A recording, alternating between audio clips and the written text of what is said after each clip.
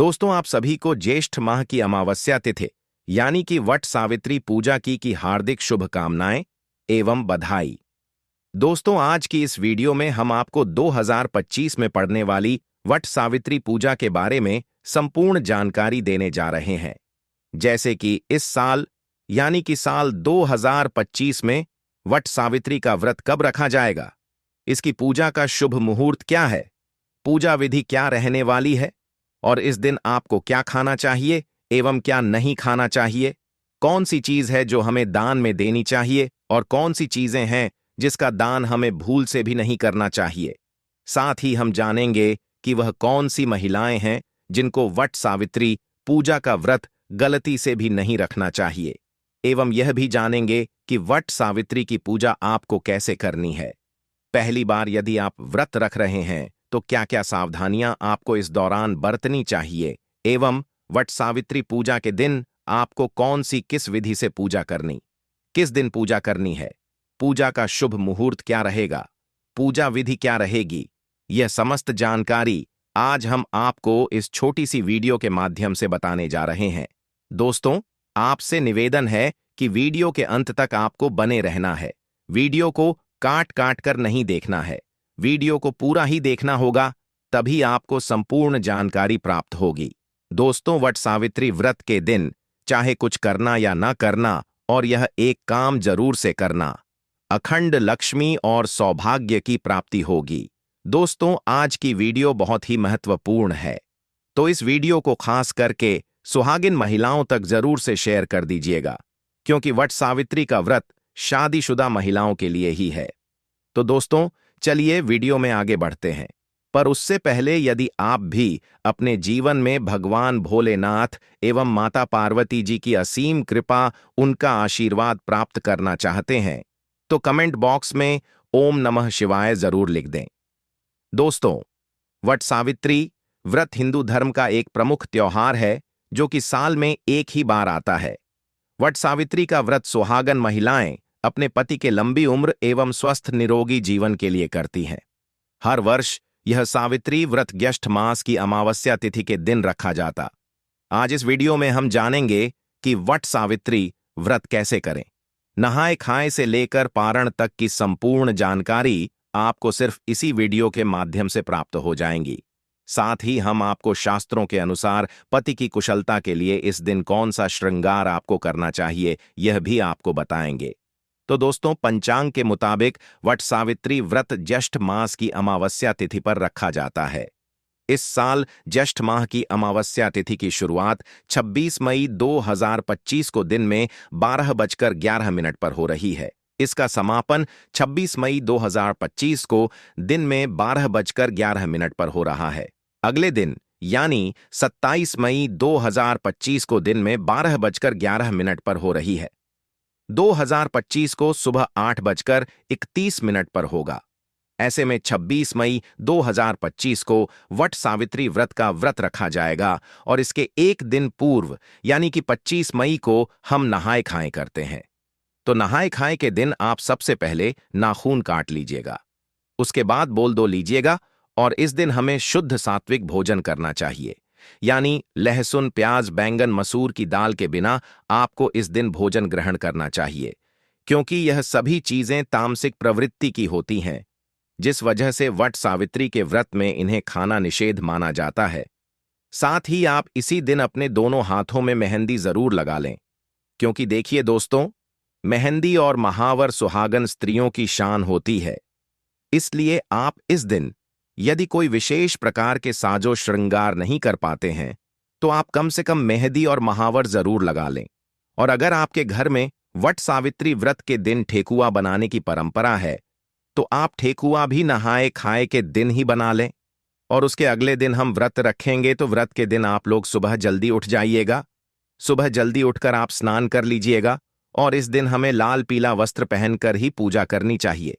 तो आपके पास नई साड़ी है तो आप लोग नई साड़ी पहन लीजिएगा, या आप अगर शादी का जो भी साड़ी है पहनना चाहती हैं तो वह भी पहन सकती है। और चूड़ी आप लोग एक डब्बा या लेट ही नया जरूर खरीद लीजिएगा। साड़ियां पहने हुआ भी पहन सकती है, लेकिन चूड़ियां आप अपने लिए एक नया जरूर से ले लीजिएगा और उस दिन 16 श्रृंगार किया जाता है, तो आप अपना सिंदूर से मांग भर लेना लें और गले में मंगलसूत्र पहन लें, पैर में पायल बिछुआ और महावर जरूर लगा लीजिएगा। और जो शादी का चुनरी रहता है वह ओढ़कर ही हमें उस दिन पूजा करनी चाहिए। और आप लोग मांग में जो मांग टिका है वह भी जरूर पहन लीजिएगा। और इस दिन हमें टीका पहनकर ही पूजा करनी चाहिए।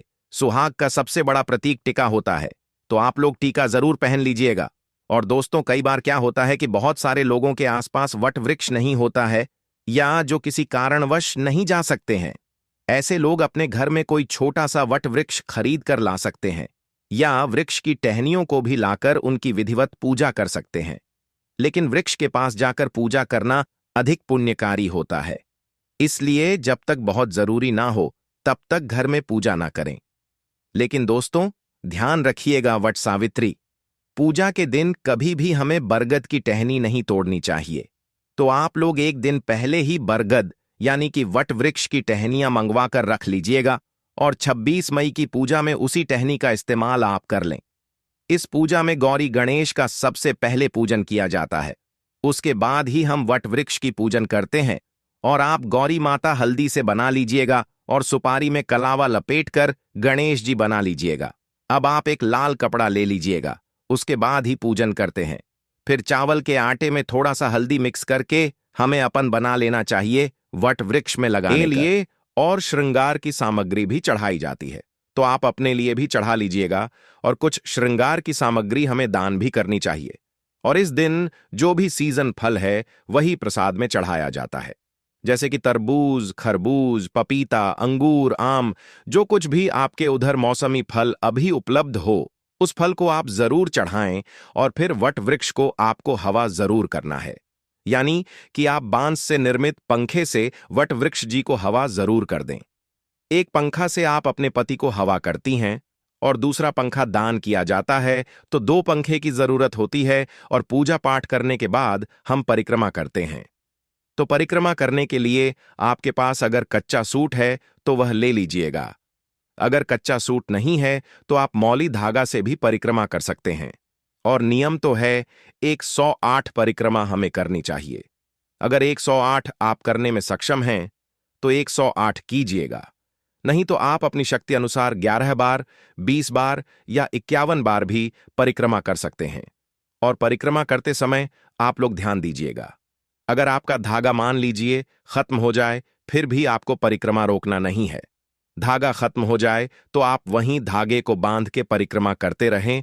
और परिक्रमा करने के लिए आप अपने हाथ में चना ले लीजिएगा, और 1 पैकेट हमें सिंदूर ले लेना है। चना गिनकर रख लीजिएगा, क्योंकि परिक्रमा करते समय हम भूल जाते हैं कि हम कितनी बार परिक्रमा किए हैं। इसीलिए आप लोग चना ले लीजिएगा और सिंदूर ले लीजिएगा। बट वृक्ष में लगाने के लिए और सुहाग की सामग्री हमें जरूर चढ़ाना चाहिए, तो आप सुहाग की सामग्री में चूड़ी, सिंदूर, बिंदी यह भी चढ़ा सकते हैं। और मान लीजिए 16 श्रृंगार की सामग्री चढ़ाना चाहते हैं तो वह भी चढ़ा सकते हैं। और कुछ ना कुछ आप लोग दान करने के लिए भी जरूर चढ़ाएगा। आपको पूजा कर लेनी है। पूजा करने के बाद इस दिन पति पूजन भी किया जाता है। तो आप लोग जब पूजा कर लीजिएगा, घर आइएगा, उसके बाद आप लोग पति का पूजन कीजिएगा। सबसे पहले पति को जल से पैर धोया जाता है, उसके बाद हम पंख से हवा करते हैं, टीका लगाते हैं और उनके हाथ में कलावा बांधते हैं। और जो भोग प्रसाद हम लाते हैं वह हम पति को खिलाते हैं। तो पति पूजन हमें जरूर करना चाहिए। और पति पूजन करने के बाद अभी आप चाहे जो शरबत यह ले सकते हैं। इस व्रत में सिर्फ नमक नहीं खाया जाता है, आप मीठा भोजन कर सकते हैं। तो आप लोग पूजा करने के बाद जो कुछ भी खाना चाहते हैं वह खाएगा। और शाम में सूर्यास्त होने से पहले ही आप मीठा भोजन कर लीजिएगा। सूर्यास्त होने के बाद हमें कुछ भी नहीं खाना चाहिए। और व्रत का पारण हम अगले दिन करेंगे।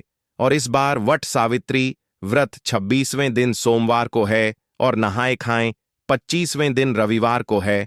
और व्रत का पारण हम दिन मंगलवार को करेंगे। और जो लोग पहली बार वट सावित्री व्रत करना चाहती हैं वह कर सकती है। इस बार कोई मलमास अधिक मास नहीं है, तो अगर आप लोग व्रत उठाना चाहते हैं तो आप लोग व्रत जरूर उठा लीजिएगा। और पूजा करने के बाद वहां पर जितनी भी सुहागन महिलाएं हैं उनके मांग में हमें सिंदूर लगा देना चाहिए। और आप लोग प्रसाद जरूर दीजिएगा।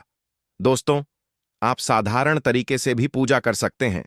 इस दिन पूजा के लिए आपको सबसे पहले पूजा के दिन टोकरी में रेत भरकर ब्रह्मा की मूर्ति स्थापित करें तथा वहां परसों में सावित्री की मूर्ति स्थापित करनी चाहिए। दूसरी टोकरी में सत्यवान सावित्री की मूर्ति स्थापित करें। दोनों टोकरियों को वट वृक्ष के नीचे रखें। सबसे पहले ब्रह्मा सावित्री की पूजा करें, फिर सत्यवान और सावित्री की पूजा करें। इसके बाद वट वृक्ष को पानी, दिन, जल, फूल, मूली, होली, कच्चा दूध, चना, गुड़ तथा धूप दीप से पूजा करें। जल चढ़कर वृक्ष के चारों ओर कच्चा धागा लपेटकर 3 बार परिक्रमा करें। बट के पत्तों की माला पहनकर कथा का श्रवण करें। पूजन सामग्री में प्रयोग की जाने वाली वस्तुएं ध्यान से जाने दोस्तों। सावित्री, सत्यवान की मूर्तियां, बस का पंखा, लाल कला व धूप भी, फल पुष्प होली, सुहाग का सामान पूर्णिया, बरगद का फल, जल से भरा कलश। शास्त्रों के अनुसार बरगद के वृक्ष के तने में भगवान विष्णु, जड़ों में ब्रह्मा और शाखों में भगवान शिव का वास है। इस वृक्ष में कई सारी शाखाएं नीचे की ओर रहती हैं, जिन्हें देवी सावित्री का रूप माना जाता है। इसलिए मानता है कि इस वृक्ष की पूजा करने से भगवान का आशीर्वाद प्राप्त होता है और मनोकामनाएं पूरी होती हैं। संतान प्राप्ति के लिए इस वृक्ष की पूजा करना लाभकारी माना जाता है। मानता है कि ज्येष्ठ मास की अमावस्या तिथि के दिन वट वृक्ष की छांव में देवी सावित्री ने अपने पति की पूर्ण जीवित किया था। वृक्ष की पूजा की जाने लगी। हिंदू धर्म में जिस तरह से पीपल के वृक्ष को भगवान विष्णु का प्रतीक माना जाता है, इस तरह बरगद के पेड़ को भगवान शिव का प्रतीक माना जाता है।